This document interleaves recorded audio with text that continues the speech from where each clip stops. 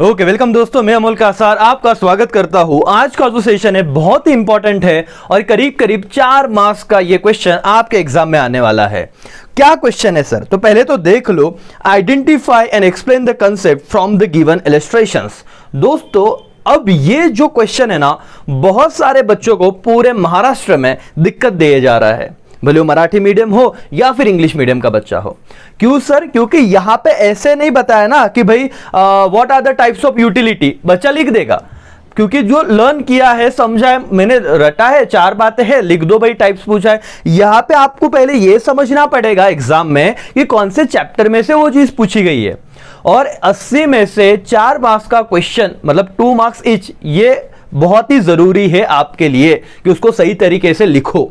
Right sir, ये कहां पे आने वाला है क्वेश्चन? तो दोस्तों ये जो क्वेश्चन है आपको आएगा question number 2A, identify and explain the concept, 2 marks each, कोई भी 2 लिखने हैं आउट ऑफ 3 में से।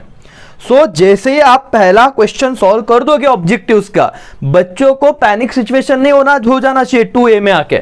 समझ रहा है क्या आपको? नहीं तो क्या होता है सर, 2-2 मार्क्स का भले क्वेश्चन है, लेकिन जब नहीं आता ना तो एक अलग से टेंशन आ जाता है। तो मैं चाहूंगा कि इस क्वेश्चन का प्रैक्टिस आपको बहुत सही ढंग से करना है।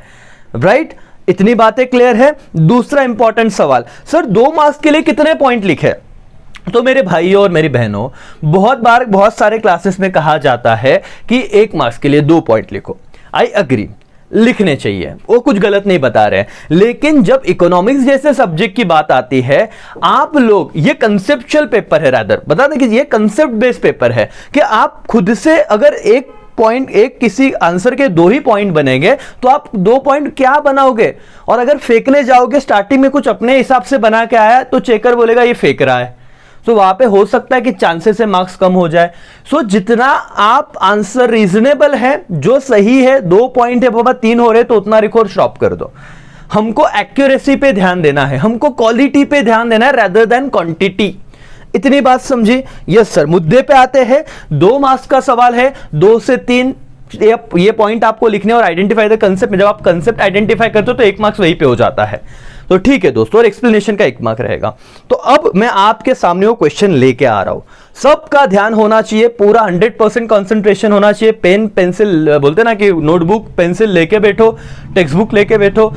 जब मैं आपको कोई आंसर दिखा रहा हूं तो लेक्चर पॉज करके वो लिख लो, तो आपका पढ़ना और लिखना साथ में होगा, तो कंसंट्रेशन बना रहेगा। राइट, चलो सर, तो अब मुद्दे पे आते हैं। क्या था हमारा क्वेश्चन? ये रहा आपका। पहले तो समझ लेते हैं क्वेश्चन कैसे आ रहे हैं। पहले 2 क्वेश्चन में सिर्फ रीड करना चाहूंगा। यस सर, कीजिए रीड। क्या है? Salma purchase sweater from her father in winter season. तो सबसे पहले तो आपको यह समझ गया कि मैं चैप्टर नंबर 2 यूटिलिटी में से पढ़ रहा हूं। ये मैंने बताया इसलिए अभी तो समझाओगा आधे बच्चों को। सर सलमा ने परचेस किया, ठीक है ना, क्यों, क्या हमको क्या लेन देना? वो पूछ रहे उसमें आइडेंटिफाई करो कंसेप्ट। अब बच्चा क्या कंसेप्ट आइडेंटिफाई करेगा? Sweater, purchase? नहीं सर, गलत हो जाएगा। दूसरा, Nilesh purchase ornaments from his sister. Kavita consume 5 units of oranges one after another. अब ये क्या चल रहा है, इसको कैसे हैंडल करें? तो आज मैं आपके साथ ऐसे 2-3 क्वेश्चन है जिसका आंसर भी डिस्कस करूंगा। तो जिन बच्चों ने क्लास नहीं लगाए उनको डेफिनेटली हेल्प होगी, जिन्होंने क्लास लगाए हैं उन्हें कैसे लिखना है एक बार फायदा हो जाएगा। और मैक्सिमम दोस्तों तक अपने ये वीडियो को शेयर कर दो, क्योंकि अगर बेनिफिट हो रहा है आपका तो उनका भी होना चाहिए। राइट, तो मीडियम डजंट मैटर, आप मराठी मीडियम के बच्चे देख रहे होगे तो भी चलेगा, और इंग्लिश मीडियम बच्चों के लिए तो है ही ये वीडियो। नाउ पे अटेंशन दोस्तों। अब मैं पहले सवाल पे जाता हूं। Salma purchase sweater for a father in winter season. Winter season, right. जब आपने ये क्वेश्चन यूटिलिटी पढ़ा रहेगा ना, टाइप्स ऑफ यूटिलिटी या फॉर्म ऑफ यूटिलिटी, अलग अलग सवाल थे, वहां पे आपने देखा था कि यूटिलिटी कैसे, प्लेस से रिलेटेड कैसे है, फॉर्म यूटिलिटी क्या होता है, टाइम से रिलेटेड यूटिलिटी कैसे है। तो दोस्तों इसका आंसर क्या था हम देखते हैं। ये रहा आपके सामने इसका आंसर। लगता है तो आप एक बार स्क्रीनशॉट निकाल लो, नहीं तो मेरे साथ इसको पढ़ो और समझो करके। कैसे लिखे सर? पहले तो आपको सबसे पहले वो स्टेटमेंट पूरा लिखना है। अब ये लिखने की बात बता रहा हूं कैसे प्रेजेंटेशन करना है। आप लिखोगे क्वेश्चन जो भी था 2A का 1 part, Salma purchase sweater from her father in winter season. Sir ये लिखना है, लिखो, फायदा होता है। फिर कंसेप्ट क्या था सर? कंसेप्ट था टाइम यूटिलिटी। क्या कहा मैंने? आंसर लिखो, कंसेप्ट उसको बॉक्स कर देना, टाइम यूटिलिटी। फिर उसका एक्सप्लेनेशन, आइडेंटिफाई द कंसेप्ट हो गया। अब एक्सप्लेनेशन, क्यों वो टाइम यूटिलिटी, वो बताना पड़ेगा। तो when the utility of a commodity increases with change in its time of utilization it is called time utility. पहला पॉइंट समझा क्या? कि जब किसी भी कमोडिटी का जो भी डिमांड है, वो यूटिलिटी है, वो किसके साथ बढ़ता है? टाइम के साथ। सर अब जो स्वेटर है वो विंटर में ही ज्यादा डिमांड होगा कि नहीं? हाँ सर, ऐसा तो ना गर्मी में आप स्वेटर को मतलब डिमांड करोगे, क्योंकि उसका कोई यूटिलिटी ही नहीं है समर सीजन में, और तब देखो प्राइस भी कम हो जाता है। समझ रहा है? ओके, आगे, time utility is also created by storing goods and making it's available during the time of need और स्केर्सिटी। जब आप किसी, जैसे अम्ब्रेला एक एग्जांपल है, आप बारिश के सीजन में उसका यूटिलिटी ज्यादा है तो ज्यादा सेल होगा। रेनकोट हो गए, अब आप क्या करोगे? विंटर और समर में उसे स्टोर करके रखोगे, जब सही सीजन आएगा तब उसे सेल करने को निकालोगे। तो यहां पे अगर यहां पे एग्जांपल था स्वेटर का, अगर कोई अम्ब्रेला का एग्जांपल आ जाता, राइट, कोई जैसे कि कॉटन के कपड़ों का एग्जांपल आ जाता, यहां पे बोर्ड एग्जाम में वो क्वेश्चन चेंज कर सकते हैं, लेकिन कंसेप्ट समझ रहे हैं आपको कैसे लिखना है, तो उसका आंसर टाइम यूटिलिटी ही रहेगा।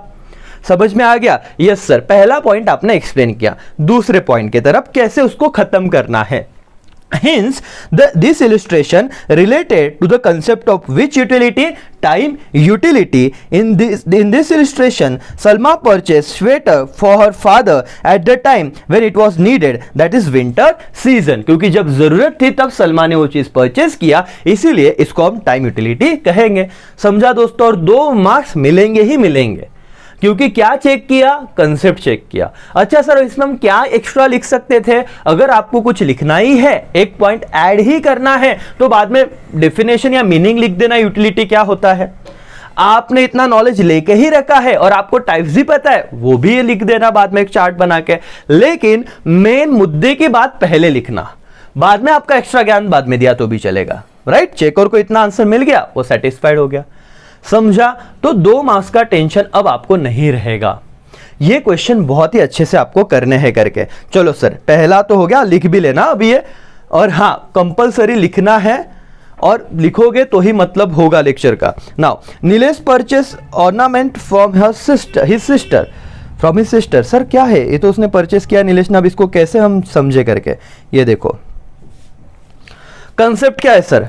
Value in exchange, that is possession utility. 2 चीज हो सकते हैं, तो आप पोजेशन यूटिलिटी लिखोगे तो बेटर रहेगा, राइट, नहीं तो दोनों लिख देना। क्या है? The law of DMU, diminishing marginal utility, explain paradox of value by showing the difference between value in use and value in exchange. Some commodity have high value in use and some commodity have high value in exchange. Sir ये क्या है value in use and value in exchange? मेरे दोस्तों, पानी, water अगर आपको 1 हफ्ते तक नहीं मिला तो क्या आप जिंदा रह पाओगे? सर जी भी ले गए। 1 महीने तक नहीं मिला, सर अब पूछो मत। अब क्या है, पानी का, वाटर का वैल्यू इन यूज बहुत ज्यादा है, लेकिन 20 रुपए में 1 लीटर मतलब वाटर बॉटल मिल जाता है, तो वैल्यू इन एक्सचेंज ज्यादा है क्या? नहीं। समझ रहा है? उसके बिना हम जी नहीं सकते। वैल्यू इन यूज है, लेकिन वैल्यू इन एक्सचेंज सर 20 रुपए लीटर मिल जाता है। What do you mean by value in exchange? Diamond sir उसके बिना हम जी लेंगे, तो वैल्यू इन यूज ऐसे तो कुछ नहीं है, लेकिन उसके स्कैर्सिटी की वजह से उसका वैल्यू इन एक्सचेंज कितना है? सर 1 करोड़ का एक डायमंड मिल रहा है, एग्जांपल दे रहा हूं, हाइपोथेटिकल बात कर रहा हूं, तो लाखों करोड़ों में उसका वैल्यू है। तो आपको समझा वैल्यू इन यूज? देखो, some commodity have high value in use and some commodity have high value in exchange. जैसे कि water commodity high value in use है, diamond commodity high value in exchange है। समझ रहा है? यस सर, तो हमको ये वाला पॉइंट भी समझ गया करके। ओके, दूसरा, hence this illustration relate to the concept of value in exchange. In this illustration Nilesh purchase ornaments from his sister which have high value in exchange but no value in use. समझ रहा है क्या? उसने ऐसे चीजें खरीदी, जो भी वो ज्वेलरी खरीद रहा होगा, सिल्वर गोल्ड जो भी होगा, क्या उसके बिना वो जिंदा रह सकता था? हाँ सर। तो ऐसे नहीं कि वैल्यू इन यूज बहुत ज्यादा है, लेकिन ज्वेलरी का जो भी ऑर्नामेंट ऑर्नामेंट का जो भी प्राइस रहेगा वो ज्यादा रहेगा कि नहीं रहेगा? Yes sir. तो हाई वैल्यू इन क्या रहेगा? एक्सचेंज वैल्यू इन एक्सचेंज ज्यादा है but no value in use है। समझा आपको? अब अगर ऐसा क्वेश्चन आता है, नीलेश की जगह सुरेश नाम यूज कर लेंगे हो, Suresh purchase ornaments from his sister, बताओ क्या है करके इसका आंसर? तो आपको बताते आना चाहिए, आप लिखना वहां पे value in exchange, position, utility, और ऐसे भी लिखा तो भी आपका आंसर पहले सही रहेगा। आपने 2 पॉइंट वैल्यू इन एक्सचेंज के हिसाब से बताया। पोजीशन के हिसाब से अगर मैं बात करूं तो क्या दिया है एक बार देखते हैं करके, राइट? ओके, ध्यान दो। Possession utility arise when the ownership of goods is transferred from one person to another. Hence, this illustration relate to the concept of possession utility, where ownership of the that ornament transferred from shop owner to Nilesh or his sister करके। दोस्तों क्या था, अगर आप लिख रहे हो उसका क्या आंसर लिखोगे? बहुत सिंपल रखते हैं, कंफ्यूज बिल्कुल भी मत होना। अगर आपने कुछ बच्चे को लगता है सर मेरे को ना यहाँ पे possession utility दिख रहा है, क्यों? क्योंकि एक पर्सन से कुछ पोजीशन दूसरे पर्सन के पास ट्रांसफर ही तो वो यूज कर सकता है, तो ठीक है बाबा, आप पॉइंट नंबर 3 और 4 लिख देना कि एक पर्सन से जब, क्योंकि देखो मोबाइल जब मोबाइल शॉपकीपर के पास है, राइट, तो मेरे को कोई वैल्यू है क्या? नहीं सर। आपने टेक्स्ट बुक पढ़ा होगा तो आपने वहां पे देखा होगा, जब मैं उससे खरीद लेता हूं तो मेरे पास क्योंकि पोजीशन है तो मैं उसका इस्तेमाल कर सकता हूं, मेरे को उसका फायदा होगा, यूटिलिटी क्रिएट होगा, राइट? तो सर आप वैल्यू इन एक्सचेंज लिखोगे तो पॉइंट नंबर 1 एंड 2 लिखना। अगर आप पोजीशन यूटिलिटी लिखोगे तो आप लिखना क्या? Point number 3 and 4। इसका आप स्क्रीनशॉट निकाल सकते हो, राइट? नहीं तो वीडियो पॉज करके लिख लो तुरंत। ओके दोस्तों, नाउ अब सर हम क्या लिखे वो भी आप ही फाइनल बता दो, हम तो क्या डिसाइड करें? जिनको वैल्यू इन एक्सचेंज अच्छा लग रहा है, कंफर्टेबल लग रहा है वो लिखो, नहीं तो मेजोरिटी बच्चे पोजीशन यूटिलिटी लिख दो, इजी है वो, तो वही एक क्लियर करना और वो आप लिख लेना करके, तो पोजीशन नहीं लिखना, राइट? क्या सारे क्वेश्चन ले लो इसी लेक्चर में कि आगे के लिए कोई लेक्चर लिखना है? कविता वाला गुड्स थर्ड भी कर लेते, चलो। Kavita consume 5 units of oranges and one after another. Okay sir, ये क्या था? एक बंदी है, कुछ ऑरेंजेस खा रहे, एक के बाद एक खा रहे। सर क्या बताए, क्या आइडेंटिफाई कंसेप्ट करे, कैसे इसको लिखे? अब कुछ ढोकले बोले कि सर भूख लगी होगी।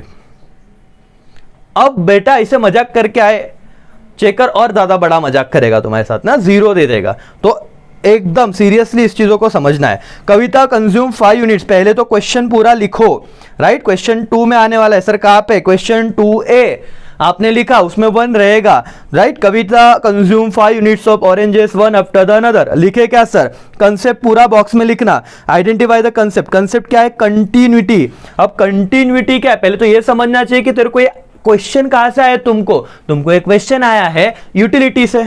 अब देखते हैं। Continuity is an assumption to the law of what? DMU, where it assumes that different commodity are consumed in quick succession without any lapse of time. एक assumption है sir law of diminishing marginal utility का, कि अगर वो law आपको सही ढंग से कंप्लीट चाहिए तो जो भी कंजम्पशन हो रहा है वो वन आफ्टर अनदर होना ही चाहिए। समझ रहा है सर? तो ये जिस बच्चे ने लॉ ऑफ डीएमयू पढ़ा होगा, जिस बच्चों को ये पता होगा कि अरे हाँ वहां पे कंटिन्यूटी का ना एक ऑप्शन, एक अजम्पशन में एक पॉइंट था, तो उन्हें तुरंत क्लिक हो जाएगा। डिफिकल्टी कुछ भी नहीं, सिर्फ आपको लिंक करना है आपका जो नॉलेज है उसके साथ। तो आपने क्या कहा? अच्छा कंटिन्यूटी, तो ये वाला पॉइंट है भी लॉ ऑफ डीएमयू का अजम्पशन है। आगे, hence this illustration relate to the concept of continuity because Kavita consume 5 oranges one after the another. मिल गए आपको 2 में से 2 मार्क्स। अब लॉ ऑफ डीएमयू क्या होता है ये अगर आपको उसके बाद एक्सप्लेन करना है 4 पॉइंट बनाने को कर दो, नहीं तो इतना भी सफिशिएंट है। समझ रहा है सर? यस, 3 हो गए 4। Bhushan refuse to eat 5th chapati after eating 4th chapati. तो इस लेक्चर में सारे क्वेश्चन में कवर कर ही लेता हूं, राइट? अब भूषण भाई के पास जाते हैं, क्या इनका कहना था, क्या इनकी भावनाएं थी, देखते हैं। ओके सर, भूषण ने क्या किया? रिफ्यूज, रुक गया। वो बोलता नहीं आता पोट भरले, आता मला खायचं नाही, रिफ्यूज कर दिया सर, तो रुक गया सर। मैक्सिमम सेटिस्फैक्शन, पेट पूरा भरा है उसका। अब आते हैं आंसर पे। द पॉइंट ऑफ सैटिटी, समझ में आ रहा है क्या? पॉइंट ऑफ सैटिटी क्या रहता है सर? मैक्सिमम सेटिस्फैक्शन उस पॉइंट पे, when your TU is maximum and MU is 0। वो पॉइंट याद आ रहा है कि आपको? ऐसे चार्ट था देखो, एक ही जगह से दोनों चालू होते हैं, एमयू नीचे नीचे डिक्लाइन होता है, टीयू बढ़ते जाता है। जब टीयू मैक्सिमम है तब एमयू इस एक्सिस को टच करता है, ये आपका पॉइंट ऑफ सैटिस्फैक्शन होता है, मैक्सिमम सेटिस्फैक्शन। उसके बाद आप कंज्यूम करोगे तो डिसयूटिलिटी होता है। आई होप आपने पढ़ा रहेगा यूटिलिटी और आपको समझा कि मैं क्या बता रहा हूं। Okay, point of satisfaction, the point of satisfaction refers the point when TU, देखो ये तो सिंपल था, is maximum and MU is 0। तो जिस स्टूडेंट ने relationship between total utility and marginal utility ये किया हुआ है, तो कंसेप्ट तो वही लिखना है, सिर्फ आपको समझना चाहिए कि एक बंदा अगर कोई पर्टिकुलर पॉइंट पे रिफ्यूज कर रहा है खाना तो उसका मैक्सिमम सेटिस्फैक्शन हो गया। तो टीयू एमयू, देखो क्वेश्चन में कहीं पे भी पूछा है क्या? देखो ना, नहीं सर, लेकिन इस लेवल पे पढ़ाई करनी पड़ेगी और ऐसे पढ़ो दोस्तों कि उसका कुछ यूज हो। दिन में सर 10 घंटे पढ़ रहे, अरे तुमको अगर यही नहीं पता कि उसका एग्जाम के एंगल से तुम कैसे करने वाले हो, क्या मतलब है? सिर्फ सेटिस्फैक्शन के लिए मत खत्म करो चीजें। समझ में आ रहा है क्या? जो चीज पढ़ रहे आप डंके की चोट पे बोल सकते हैं कि नहीं सर अब आने दो, हमको लिखते आएगा। ये कॉन्फिडेंस मैटर करता है, समझ में आ रहा है? और आप होशियार हो, सब होशियार रहते हैं। एक बार चीजें समझी ना तो ऐसे लगता है कॉन्फिडेंस अलग रहता है, नहीं समझा तो फिर पढ़ने की इच्छा ही नहीं होती। तो समझो चीजों को। The point of satisfaction refer क्या TU is maximum, MU is 0। After this point additional unit consume would be lead to disutility or negative or marginal utility. पता है बाबा, ये देखो ये पॉइंट नीचे जाएगा तो नेगेटिव में चला जाता था मार्जिनल यूटिलिटी का, अगर आपको ग्राफ याद आ रहा है तो वही पॉइंट था। आपने टीयू और एमयू के रिलेशन वाली बात ही यहां पे लिखी। जब टीयू मैक्सिमम होता है, एमयू टच करता है एक्स एक्सिस को, तो उसको मैक्सिमम सेटिस्फैक्शन का पॉइंट कहते हैं। और उसके बाद अगर एडिशनल यूटिलिटी कोई बंदा एडिशनल यूनिट कंज्यूम करता है तो वो क्या हो जाता है? डिसयूटिलिटी में जाता है। पहला पॉइंट खत्म। Therefore this illustration relate to the concept of point of satiety. The Bhushan has reached the point where 4 chapatis and he is refusing eat 5th chapati because it would result in what? Disutility. अगर वो खाता तो उसको disutility हो जाती। समझ रहे हैं ना? पहले अंदर या फिर बाहर आता कुछ देर बाद। नहीं सर ऐसा मत बोलो आप, ठीक है? तो डिसयूटिलिटी समझा, ये नहीं होना चाहिए था। 2 में से 2 मार्क्स आपकी जेब में। क्या था सर? एटलीस्ट बच्चा अटेम्प्ट करेगा, ये तो भी कॉन्फिडेंस आ रहा है। Rather than 2 sir question 2A का छोड़ दे, क्यों छोड़ रहे हो? समझ रहा है क्या सर? पूरे टेक्स्ट बुक में से निकाल लो कहां पे क्वेश्चन है। सर आप ये सब बता दो ना। अब कितना बताओ दोस्तों, हमारे भी रेगुलर बैचेस रहेंगे। अब वो बच्चे बोलेंगे सभी देना था तो हमने क्यों लगाया, बराबर है कि नहीं? तो कुछ चीजें आपको ही प्रैक्टिकल समझनी चाहिए और आप, आई होप आप समझ रहे हो। देन ललिता सेटिस्फाइड, सर पूरा पढ़ो। हाँ, Lalita satisfied her want of writing on essay by using pen and notebook. अच्छा सर, अब क्या था? अब उसने बोला कि इसमें आइडेंटिफाई करो कि क्या कंसेप्ट है और उसको एक्सप्लेन करो। आप बोलोगे ठीक है बाबा, वो भी कर देंगे, इतनी चीजें की है तो ये क्यों ना करे। ललिता मैम ने अभी उनको बुक लिखना था, बुक लिखा करके, ठीक है? ये रहा पहला पॉइंट। देखो पढ़ते हैं। ललिता सेटिस्फायर वांट, पूरा क्वेश्चन वापस लिखना, राइट?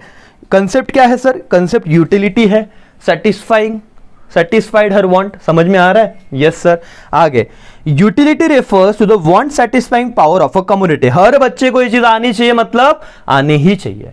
कोई भी स्टूडेंट इस कंसेप्ट को मतलब ना लिख के, अगर लिख के नहीं आया तो उसके जितना, तो बोलते ना कि मतलब ऐसे ही कि भाई तेरे पास मतलब ऐसे था कि हाथ के मार्क्स दे रहे थे तूने नहीं लिए, वो मतलब सिंपल क्वेश्चन को छोड़ना मत। और ये आ गया तो फिर चांदी है तुम्हारे। कंसेप्ट क्या? यूटिलिटी। एक्सप्लेनेशन एकदम सिंपल है। Utility refers to the want satisfying power of a commodity. The pen and notebook used by Lalita satisfy want of writing an essay. This illustration related to the concept of utility, क्योंकि उनको जो एसे लिखना है उसका want जो satisfy करना था वो किसने सेटिस्फाई किया? पेन और नोटबुक ने। तो इसलिए यहाँ पे यूटिलिटी कंसेप्ट आता है। तो मेरे दोस्तों यहाँ पे आपने आपके एक्सरसाइज का चैप्टर नंबर 2 का क्वेश्चन नंबर 3 कंप्लीट किया। टाइम पे पोज करके आपने वो यहाँ पे वीडियो को स्टॉप करके आपने वो लिख भी लिया होगा, राइट? अगर आपने लिखा है, आपको सारी चीजें समझिए तो कॉन्फिडेंस बढ़ा होगा और एग्जाम में ये वाला क्वेश्चन 2A आपको 4 में से 4 मार्क्स दिला के जाएगा, ऐसे में उम्मीद रखता हो। दोस्तों बिल्कुल भी पैनिक मत होना। आई नो कि टाइम बहुत ही ऐसे आजू बाजू नेगेटिविटी है, आप लोग उसमें भी पढ़ाई करो, यही बहुत इंपॉर्टेंट बात है, यही बहुत अच्छी बात है। तो आपको तो आपकी बैच को पूरे दुनिया सैल्यूट कर रही है, क्योंकि ऐसे टाइम पे भी आप पढ़ रहे हो। तो अपने आप को नेगेटिविटी में मत लेके जाना, अपने आप को कमजोर मत समझना, अपने आप को पागल मत समझना कि यार हम क्या कर रहे हैं जिंदगी में, जो भी कर रहे हो अच्छा कर रहे हो, जो भी होगा अच्छा होगा, सिर्फ आप अपने हिसाब से सारी चीजें करते रहो, राइट। आई होप कि मेरे इस वीडियो का जो पर्पस था वो कंप्लीट हुआ रहेगा, आपको हेल्प हुई रहेगी। अगर हेल्प हुई तो बहुत बच्चे देख रहे तो आप लाइक और कमेंट कर सकते हो, जो हमें मोटिवेट करते रहेगा। एंड मिलते हैं नेक्स्ट सेशन में इसी एक यूजफुल वीडियो के साथ में आऊंगा जो आपको हेल्प करेगा। अपने दोस्तों के साथ जरूर शेयर कीजिएगा, ठीक है। चलो, थैंक यू सो मच दोस्तों, बाय बाय, टेक केयर, जय हिंद।